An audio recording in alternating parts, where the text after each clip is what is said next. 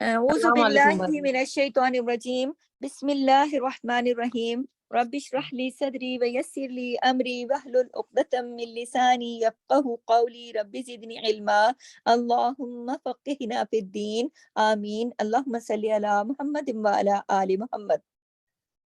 आज हमारा इस क्लास में टॉपिक है नून साकिन और तनवीन के कवाइद का जायजा। जैसा कि आप सब जानती हैं कि माशाअल्लाह हमने नून साकिन और तनवीन के कवाइद को डिटेल से पढ़ा है पिछली क्लासेस में, और अलग अलग और थोड़ा थोड़ा करके तमाम कवाइद को हमने पढ़ा है। आज मैंने सारे कवाइद का एक खुलासा यकजा करके आपके सामने यहाँ पेश किया है, तो इस क्लास को भी बहुत ध्यान से सुनिए। इसमें नून साकिन और तनवीन के कवाइद को मुख्तसरन मैंने बयान किया है उसकी मिसालों के साथ।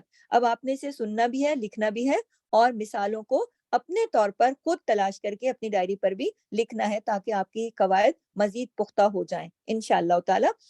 तो नून साकिन और तनवीन के कवायद का जायजा लेते हुए हमने ये देखा कि नून साकिन और तनवीन के 4 कायदे हैं, 4 कवायद हैं। कायदे की जमा है कवायद, ठीक है।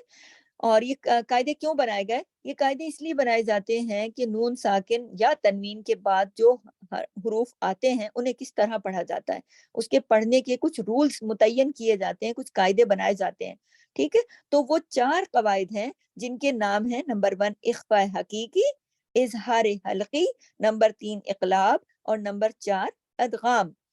तो हमने इन चारों कवायद के बारे में डिटेल से आपको पहले अलग अलग क्लासेस में पढ़ाया। आज मैं इसका मुख्तसर जायजा पेश कर रही हूँ, ध्यान से सुनिए कि इख्फा हकीकी के बारे में बात कर रही हूँ।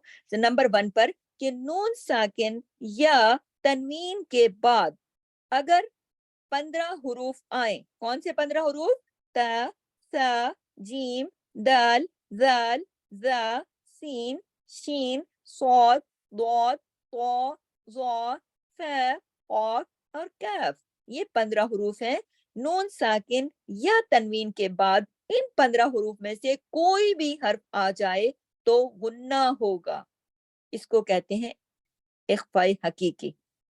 बस इतनी सी बात है, ये 15 हुरूफ आपने याद कर लेने हैं। बल्कि इसका भी एक आसान तरीका मैं आगे बताऊंगी कि इन्हीं कायदों के अंदर बाकी जो हुरूफ हुए ना, जैसे बाकी जो हुरूफ उनको निकाल दें तो बाकी ये 15 ही बचते हैं। तो इसकी मिसाल देखिए, मैं कुम, नून साकिन है, उसके बाद काफ आ गया, मैं, अब आवाज नाक में चली गई। इस तरीके से इसको इख्फा हकीकी, इसको ये जो गुन्ना हम थोड़ा सा करते हैं ना, इसको हम इख्फा हकीकी कहते हैं। इसका नाम है यहाँ इस रूल का, मैं कुम मन काना मिन क़ब्लु अंज़ला इंदिही। अब देखिए कि नून साकिन के बाद साकिन क्या है? जिस पर नून पर जज़म है, सुकून है, कोई और हरका नहीं है। कौन सी? ज़ेर ज़बर पेश या फतह, कसरा और दम्मा में से कोई भी हरकत अगर नहीं हो और जज़म और सुकून हो तो वो कौन सा होगा? साकिन होगा। और तनवीन क्या है? 2 ज़बर 2 ज़ेर 2 पेश की तनवीन कहलाती है। तो वो उसके बाद फौरन कोई हर्फ आ जाए इन 15 हरूफ में से तो फिर गुन्ना होगा नून साकिन के बाद, जिसकी मिसालें मैंने आपको मिनकुम, मन काना, मिन क़ब्लु अंज़ला, आवाज नाक में चली गई ना, अनज़ला मैंने इसको ऐसे नहीं पढ़ा बल्कि मैंने अंज़ला, आवाज नाक में चली गई। तो इसको कहते हैं इख्फा हकीकी। नंबर 2 देखिए कि नून साकिन का और तनवीन का दूसरा कायदा है इजहार हल्की। देखिए नाम से ही पता चल रहा है, इजहार का मतलब आपको पता है इजहार, और हल्की का मतलब होता है हलक से निकलने वाले हुरूफ। हल्की, अब हलक से निकलने वाले 6 हुरूफ हमने मखारिज में आपको बहुत डिटेल से पढ़ाए हैं कि ये 6 हुरूफ जो हैं ये हलक से, हलक के जो 3 हिस्से हैं ना, पहला, दूसरा और तीसरा, यानी उन 3 हुरूफ 3 जगहों से उन हलक के जो 3 हिस्से हैं वहां से ये 6 हुरूफ अदा होते हैं। तो अगर नून साकिन या तनवीन के बाद अगर इन 6 हुरूफ में से कोई भी हर्फ आए, ये हुरूफ कौन से हैं? हमजा हा, आइन हा, गैन खा। अगर इन 6 हुरूफ में से कोई भी हर्फ आए, किसके बाद? नून साकिन या तनवीन के बाद, इन 6 हुरूफ में से फौरन बाद ये कोई भी हर्फ आ जाए तो वहां इजहार होगा। इजहार होगा, बड़ा अच्छे से खुल के उसका इजहार होगा। इसको कहते हैं इजहार हल्की। तो आप इसको याद रखिएगा। मिसालें देखिए, من حکیمن، من نون ساکن، اس کے بعد کون سا ورڈ آ گیا؟ ہاں، من حکیمن، کوئی غنہ نہیں ہے، کہیں آواز ناک میں نہیں جا رہی، کچھ نہیں ہو رہا، سیدھا سیدھا اظہار ہو رہا ہے۔ من نون کی آواز کو پورا ناک واک میں نہیں جا رہی، آدھی غائب نہیں ہو رہی، من پوری اظہار کے ساتھ، اس کو کہتے ہیں اظہار ہلکی، کیونکہ نون ساکن کے بعد ورڈ آ گیا ہاں، اور ہاں کیا ہے؟ وہ لفظ ہے، وہ حرف ہے کہ جس کو حروف ہلکی کہا جاتا ہے۔ یہ 6 حروف ہلکی جہاں کہیں بھی آئیں گے نون ساکن اور تنوین کے بعد تو وہاں اظہار ہلکی ہوگا۔ نیکسٹ مثال دیکھیے، من عذاب، من عذاب میں کیوں ہم نے اظہار کیا؟ عین بھی تو حروف ہلکی میں آتا ہے نا۔ اب یہ دیکھیے میں نے حروف ہلکی کے جو 6 حروف ہیں وہ اس میں تلاش کر کے سامنے لکھے ہیں، آپ دیکھیے، من خیر ینہون، من غیری، ان امری، منہ، ان امری میں دیکھیے حمزہ ہے، اس کو حمزہ کنسیڈر کریں گے، کیوں؟ اس کے الف پر جب حرکت آ جائے تو وہ حمزہ کہلاتا ہے۔ الف ہمیشہ خالی ہوتا ہے، اس کی اپنی کوئی آواز نہیں ہوتی، وہ دوسروں کی آواز کا سبب بنتا ہے، وہ دوسروں کو آواز دیتا ہے، اور جب اس پر کوئی حرکت لگی ہو تو وہ حمزہ پڑھا جاتا ہے۔ اس لیے یہاں ان امری میں نون ساکن کے بعد حروف ہلکی تصور کیا جائے گا حمزہ کے طور پر، اور یہاں ہم اظہار کے ساتھ اس کو ان امری، عین کو عین کی طرح اور اس کو الف کی طرح ان امری کر کے پورا اظہار کے ساتھ پڑھیں گے۔ تو یہ اظہار حلقی ہے کہ جب نون ساکن یا تنوین کے بعد حلق کے حروف آ جائیں تو اظہار ہوگا۔ اس کے بعد ہم چلتے ہیں اپنا قاعدہ، ہمارا جو تنوین کے اور نون ساکن کا قاعدہ نمبر 3 ہے، اس کا نام ہے اقلاب۔ جیسا کہ میں نے آپ کو بتایا نا کہ 4 قاعدے ہیں، اخفا حقیقی، اظہار حلقی، اقلاب اور ادغام۔ تو ہمارا تیسرا جو قاعدہ ہے نون ساکن اور تنوین کا، اقلاب کہلاتا ہے۔ نون ساکن اقلاب میں آپ کو دیکھیں کہ نون ساکن یا تنوین کے بعد اگر با آئے، دیکھیں شرط ہے یہاں، نون ساکن ہو، اس پر نون پر کوئی حرکت نہ ہو تو وہ نون ساکن ہے۔ تنوین کیا ہے؟ 2 زبر 2 پیش اور 2 زبر 2 زیر 2 پیش۔ اگر تنوین ہو یا نون ساکن ہو اور اس کے بعد با کا لفظ حرف با آ جائے، یہ شرط ہے، تو کیا ہوگا؟ نون کو میم سے بدل دیا جائے گا، اور کیسے پڑھیں گے؟ غننے کے ساتھ، اسے اقلاب کہتے ہیں۔ مثال دیکھیے، مثالیں دیکھیے، من بعدی، اب دیکھیے کہ من بعدی ہے لیکن اس کو من نہیں پڑھیں گے، کیوں؟ کیونکہ نون ساکن کے بعد با آ گیا، تو اس کو میم میم زیر مم، اس کو مم بھی کیا اور غنہ، یہ جو کر کے آواز ہے نا، یہ غنہ ہے، غنہ بھی کیا، یہاں 2 چیزیں ہو گئیں، غنہ بھی کیا اور نون کو کس سے بدل دیا؟ میم کے ساتھ۔ من بعدی، آگے دیکھیے، من بعدن، من بنی، من بطونی، تنبتو، تم، اس کو تن نہیں پڑھیں گے، تنبتو، ام پوری کا، ام، الف نون زبر ان نہیں، ام، کیونکہ نون ساکن کے بعد با آ رہا ہے، بوری کا۔ تو آپ اس کی 5 مثالیں تلاش کیجئے گا، کیسی؟ کہ نون ساکن یا تنوین کے بعد اگر با آ جائے تو یہ اس کی مثال ہے، اور نون بدل جائے گا میم کے ساتھ اور غنہ بھی ہوگا انشاءاللہ۔ یہ ہے نون ساکن کا تیسرا قاعدہ، اقلاب۔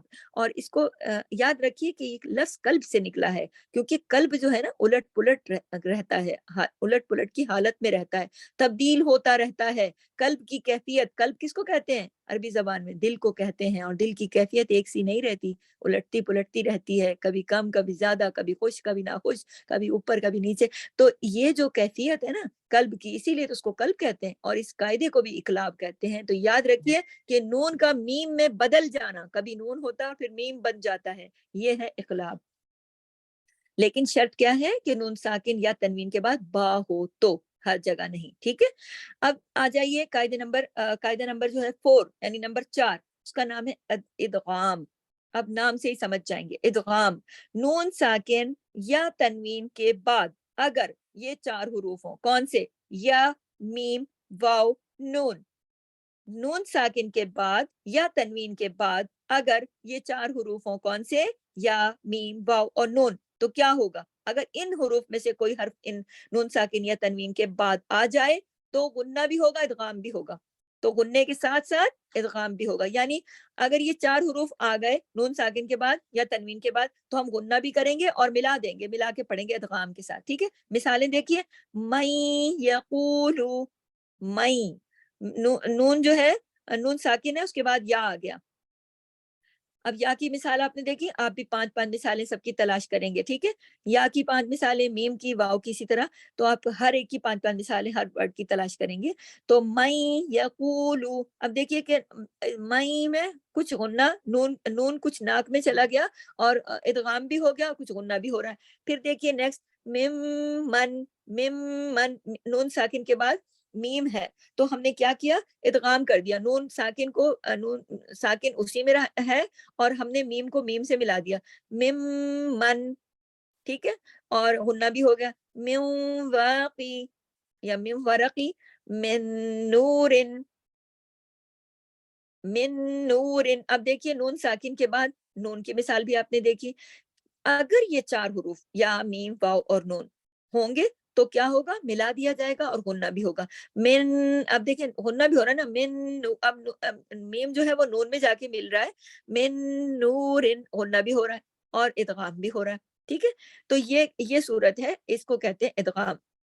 ایک چیز اور یاد رکھیے کہ اگر نون ساکن یا تنوین کے بعد حرف را اور لام، یہ 2 حروف ایسے ہیں، یہ آ جائیں تو غنہ نہیں ہوگا، ادغام ضرور ہوگا. یہ جو 4 حروف میں نے آپ کو اوپر بتایا، یا میم واو اور نون، یہ اگر یہ ہوں گے تو غنہ بھی ہوگا، ادغام بھی ہوگا.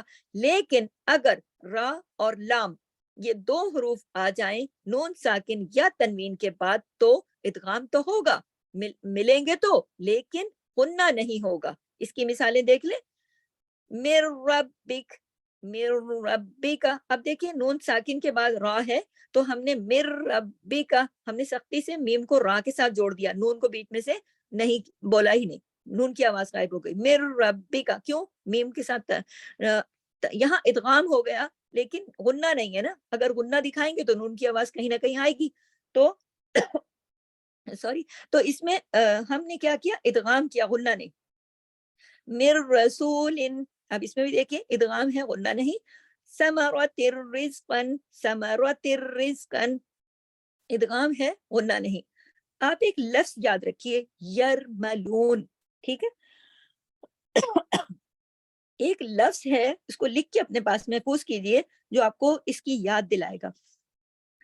یرملون، یرملون کے اندر یہ 6 کے 6 حروف موجود ہیں. کون سے 6 حروف؟ 4 حروف جو میں نے پہلے بتائے، یا میم واو نون، اور پھر آخر میں جو میں نے 2 حروف بتایا آپ کو، را اور لام. اب فرق صرف کیا ہے کہ 4 حروف کے ساتھ غنہ بھی ہے، ادغام تو دونوں میں ہوگا لیکن 4 حروف کے ساتھ غنہ بھی ہے، اور 2 حروف جو ہے را اور لام، ادغام تو ان میں بھی ہوگا لیکن غنہ نہیں ہوگا. تو لفظ یرملون جو ہے وہ ادغام کے لیے یاد رکھیے، حروف را اور لام میں ادغام ہوگا، غنہ نہیں. باقی 4 حروف میں غنہ بھی اور ادغام بھی ہوگا، یعنی مل کر بھی پڑھے جائیں گے اور غنے کے ساتھ پڑھے جائیں گے. تو یہ ہمارا نون ساکن یا تنوین کا چوتھا قاعدہ ہے. تو اس طرح سے ہمارا نون ساکن اور تنوین کے قواعد کا جائزہ یہاں پورا ہوا، اور اس کا یہ جو ہم نے مختصر سا ایک جائزہ لیا ہے، آپ اسے دوبارہ سنیے گا، لکھیے گا ان سارے رولز کو، اور ان سارے رولز کے جو تقاضے ہیں اس کے مطابق اور ان کی مثالوں کی جو شرائط ہیں اس کے مطابق 5 مثالیں تلاش کیجئے اور لکھیے تاکہ آپ کا علم پختہ ہو جائے.